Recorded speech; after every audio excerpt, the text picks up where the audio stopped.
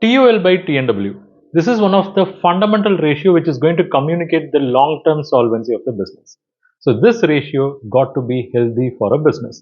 So how a business can improve its TOL by TNW ratio? Let's see. When we say TOL, it stands for total outside liability and TNW stands for tangible net worth.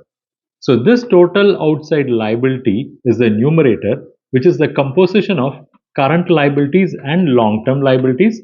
And this tangible net worth is basically net worth of the entity adjusted for intangible items.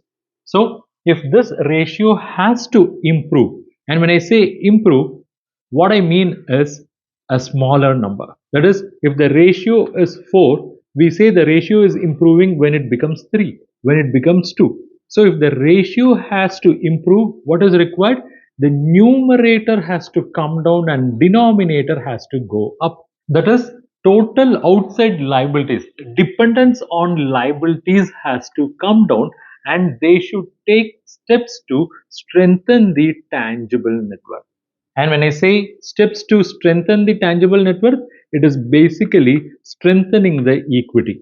Equity is the composition of share capital plus reserves and surplus.